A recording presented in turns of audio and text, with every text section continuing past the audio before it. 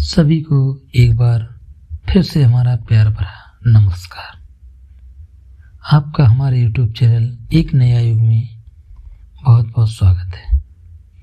आज का प्रसंग है गुरु। जीवन में गुरु का क्या महत्व है और गुरु की क्या महिमा है और गुरु कैसे अपने शिष्य को कैसे अज्ञान से प्रकाश की ओर ले जाता है। एक बार एक शिष्य ने विनम्रता पूर्वक अपने गुरुजी से पूछा, गुरुजी, कुछ लोग कहते हैं कि जीवन एक संघर्ष है, कुछ अन्य कहते हैं कि जीवन एक खेल है और कुछ जीवन को एक उत्सव की संज्ञा देते हैं। इसमें कौन सही है? गुरुजी ने तत्काल बड़े धैर्य पूर्वक उत्तर दिया, पुत्र, जिन्हें गुरु नहीं मिला उनके लिए जीवन एक संघर्ष है, जिन्हें गुरु मिल गया उनका जीवन एक खेल है और जो लोग गुरु द्वारा बताए गए मार्ग पर चलते लगते हैं मात्र वे जीवन को एक उत्सव नाम देने का साहस जुट पाते हैं। यह उत्तर सुनने के बाद शिष्य पूरी तरह संतुष्ट न था। गुरुजी को इसका आभास हो गया तो कहने लगे, लो तुम्हें इसी संदर्भ में एक कहानी सुनाता हूँ। ध्यान से सुनोगे तो स्वयं अपने प्रश्नों का उत्तर पा जाओगे। उन्होंने जो कहानी सुनाई वह इस प्रकार थी। एक बार की बात है कि गुरुकुल में 3 शिष्यों ने अपना अध्ययन संपूर्ण करने पर अपने गुरुजी से यह बताने के लिए विनती की कि उन्हें गुरु दक्षिणा में उनसे क्या चाहिए। गुरुजी पहले तो मंद मंद मुस्कुराए और फिर बड़े स्नेहपूर्वक कहने लगे, मुझे तुमसे गुरु दक्षिणा में 1 थैला भर की सूखी पत्तियां चाहिए, ला सकोगे? वो तीनों मन ही मन बहुत प्रसन्न हुए क्योंकि उन्हें लगा कि बड़ी आसानी से अपने गुरुजी की इच्छा पूरी कर सकेंगे।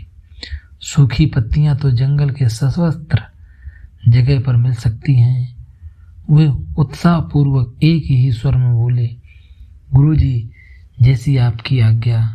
अब तीनों शिष्य चलते बोले, गुरुजी जैसी आपकी आज्ञा। अब तीनों शिष्य चलते चलते एक समीप जंगल में पहुंच चुके थे, लेकिन ये देखकर कि वहां तो सूखी पत्तियां केवल 1 मुट्ठी ही थीं, उन्हें आश्चर्य का ठिकाना न रहा।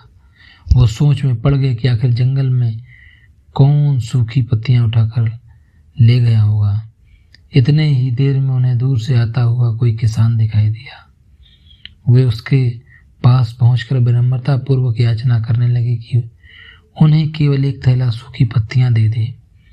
अब उस किसान ने उनसे क्षमा याचना करते हुए उन्हें बताया कि उनकी मदद नहीं कर सकता क्योंकि उसने सूखी पत्तियों का ईंधन के रूप में पहले से उपयोग कर लिया था। अब वे तीनों पास में ही बसे गांव की ओर आशा से बढ़ने लगे थे। हो सकता है वहां कोई सहायता कर सके। वहां पहुंचकर उन्होंने एक व्यापारी को देखा तो बड़ी उम्मीद से उससे वो 1 थैला भर सूखी पत्तियां देने के लिए प्रार्थना करने लगे, लेकिन उन्हें फिर एक बार निराशा ही हाथ आई क्योंकि उस व्यापारी ने तो पहले कुछ ही पैसे कमाने के लिए सूखी पत्तियों के दाने बनाकर बेच दिए थे। लेकिन उस व्यापारी ने उदारता दिखाते हुए उन्हें एक बूढ़ी माँ का पता बताया जो सूखी पत्तियां एकत्रित किया करती थी, पर भाग्य ने यहाँ पर भी उनका साथ नहीं दिया क्योंकि बूढ़ी माँ तो उन पत्तियों को अलग अलग करके कई प्रकार की औषधियां बनाया करती थी। अब निराश होकर तीनों खाली हाथ गुरु को लौट गए। गुरुजी ने उन्हें देखते ही स्नेहपूर्वक पूछा, शिष्य आए, क्या गुरु दक्षिणा मिली आपको?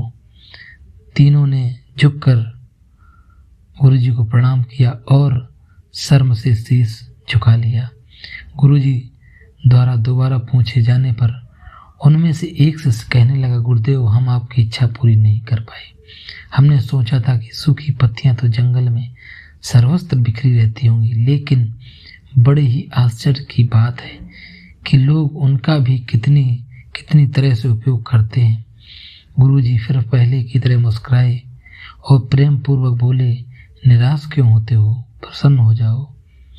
यही ज्ञान कि सूखी पत्तियां भी व्यर्थ नहीं हैं और उनका भी कोई न कोई उपयोग होता है। मुझे दक्षिणा के रूप में दे दो। तीनों शिष्य गुरु जी को प्रणाम करते हुए खुशी खुशी अपने घर की ओर चले गए। वह शिष्य जो गुरु जी की कहानी एकाग्रचित होकर सुन रहा था, अचानक बड़े उत्साह से बोला, गुरु जी, अब मुझे अच्छी तरह से ज्ञात हो गया कि आप कहना क्या चाहते हैं। आप संकेत वस्तुतः इसी ओर है ना कि सर्वत्र सुलभ सूखी पत्तियां भी निरर्थक या बेकार नहीं होती, तो फिर हम कैसे किसी भी वस्तु या छोटा व्यक्ति महत्वहीन मानकर उसका तिरस्कार कर सकते हैं। तो चींटी से लेकर हाथी तक, सुई से लेकर तलवार तक सभी का अपना अपना महत्व होता है। गुरुजी भी तुरंत बोले, हाँ पुत्र, मेरे कहने का यही तात्पर्य है कि हम जब भी किसी से मिलें तो उसे यथा योग मान देने का भरसक प्रयास करें, ताकि आपस में स्नेह, सद्भावना, सहानुभूति एवं सहिष्णुता का विस्तार होता रहे और हमारा जीवन को एक खेल ही मान लिया जाए। तो बेहतर यही होगा कि हम निर्वेच, स्वस्थ एवं शांत प्रतियोगिता में ही भाग लें और अपने निष्पादन तथा निर्वाण को ऊंचाई के शिखर पर ले जाने का अर्थक प्रयास करें। अब शिष्य पूरी तरह से संतुष्ट था। अंततः मैं यही कहना चाहता हूँ कि यदि हम मन, वचन और कर्म इन तीनों को स्तर पर इस कहानी का मूल्यांकन करें तो भी यह कहानी खरी ही उतरेगी। सबके प्रति पूर्वाग्रह से मुक्त होने वाला दुस्साहस नहीं करता। व्यक्ति अपने वचनों को कभी भी किसी के आहत करने का मन नहीं करता और उसकी यही ऊर्जा उसे पुरुषार्थ के मार्ग में समस्त बाधाओं को हर लेती है। वस्तुतः हमारे जीवन का सबसे बड़ा उत्सव पुरुषार्थ ही होता है, ऐसा विद्वानों का मत है।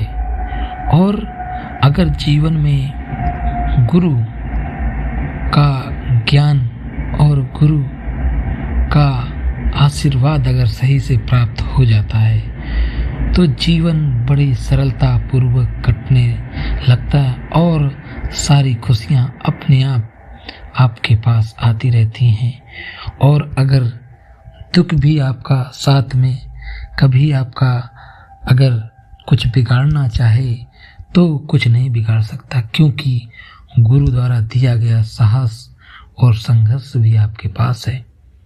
संघर्ष और सहस्त्र इस तरह का शस्त्र है जिससे आप कभी पराजय नहीं हो सकते। तो जीवन में गुरु को ढूंढकर और गुरु का सम्मान करें, क्योंकि गुरु हमेशा आपकी अच्छाई और अच्छे के लिए बात करता है। गुरु का सादर करें और गुरु से प्रेम करें।